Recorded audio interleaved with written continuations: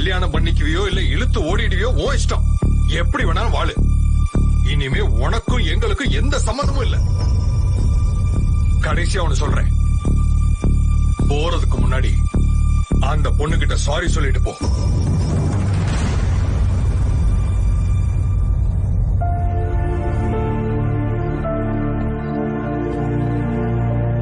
இங்க பாரு மேகா, உனக்கு சாரி சொல்லணுமா இல்ல விபாவை ஏன் கல்யாணம் பண்ணிக்க போறேன்னு சொல்லணுமா? ஆல்ரெடி விபா என்ன பார்த்து எல்லாத்தையும் சொல்லிட்டா. எனக்கு எல்லாமே புரிஞ்சிருச்சு. அதனால்தான் நான் அவளை கூப்பிட்டேன். ஆனா அங்கிள், நீங்க தான் இன்னும் ஹர்ஷாவை பத்தி சரியா புரிஞ்சுக்கல. எக்ஸாக்ட்லி. அன்னைக்கு உங்க எல்லாருக்கும் புரியுற மாதிரி சொல்லலாம்னு நினைச்சேன். ஆனா பக்கத்துல பொண்ணு இல்ல வராதுன்னு சொன்னீங்க. இன்னைக்கு பொண்ணே வந்திருக்கா. இன்னைக்கு கூட என்ன பேசாம போ சொல்றீங்க. என்னப்பா இதெல்லாம்? நீங்க என்ன சொன்னீங்க? குடும்பத்துக்கு தேவையான முக்கியமான எலிஜிபிலிட்டி பொறுத்துட்டு போறதா?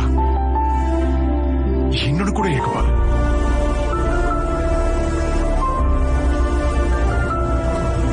விவா பேசும்போது தெரிஞ்சதே ரொமான்ஸ். அது முக்கியமான எலிஜிபிலிட்டி.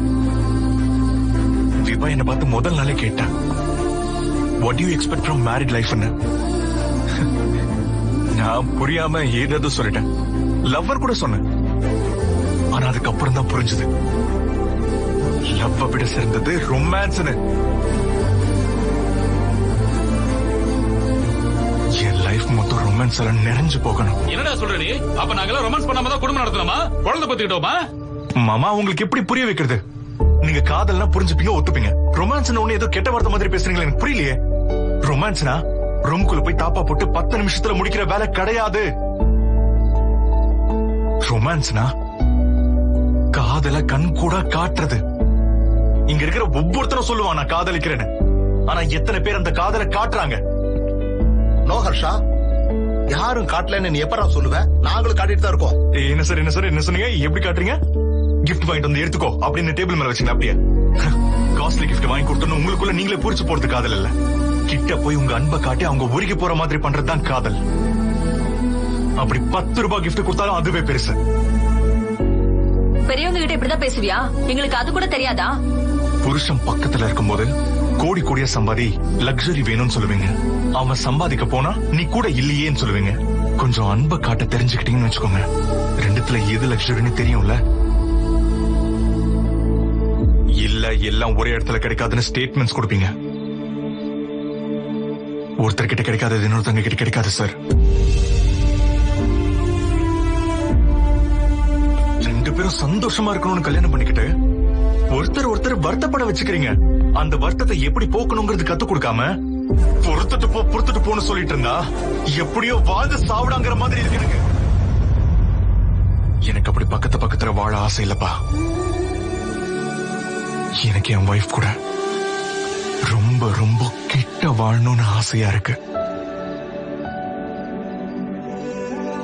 அந்த மாதிரி வாழ தெரிஞ்ச பொண்ணு விபா. குடும்பம் பழுதடைஞ்சு போகாம ஃப்ரெஷ்ஷா இருக்கணும்னா ஒரு கிரேட் ரொமான்ஸ் இருக்கணுங்கிறத தெரிஞ்சுக்கிட்ட பொண்ணு விபா.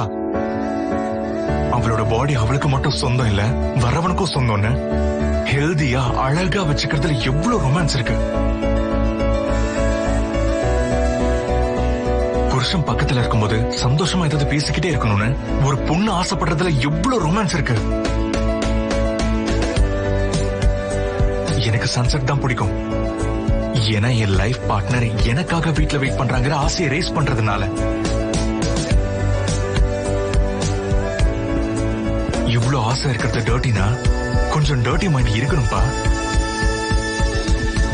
நீ என்ன கேட்ட மாமா? கட்டிக்கிறதுக்கா வச்சுக்கிறதுக்கான்னு கேட்டல? வச்சுக்கிறதுக்கு தான், மனசுக்கு பக்கத்துல வச்சுக்க. இதெல்லாம் தெரியாம தான் கோர்ட்ல தலை குனிஞ்சு நின்ன. இன்னைக்கு தலை நிமிர்ந்து சொல்றேன், என் குடும்பம் நல்லா இருக்கும். எனக்கு விபாவை கொடுத்து கல்யாணம் பண்ணி வைங்க.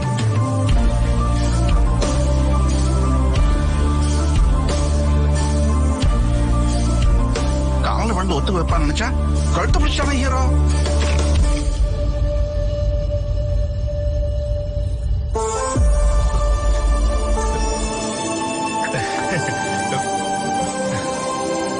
ஹர்ஷா, என் மருமக கவலையா இருப்பா.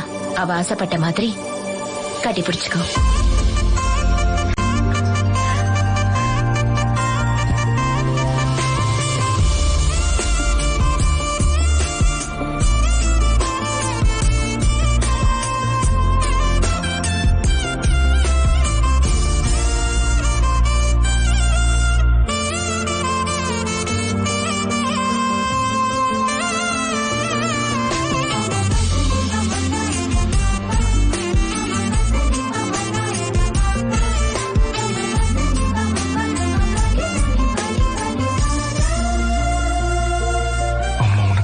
பார்க்க சொன்னாங்க. அப்புறம் உன்னை சந்தோஷப்படுத்த சொன்னாங்க. அப்புறம்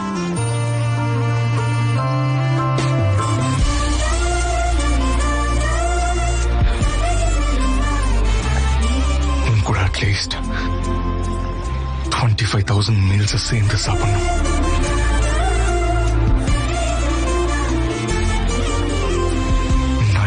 நைட் சேர்ந்து படுக்கணும்.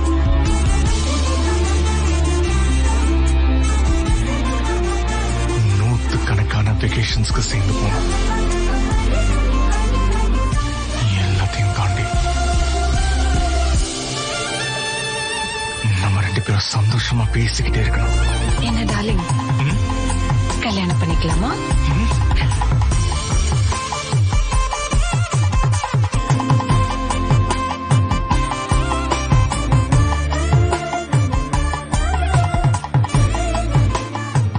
అయ్య గారు పెళ్లి చేసుకుందామా?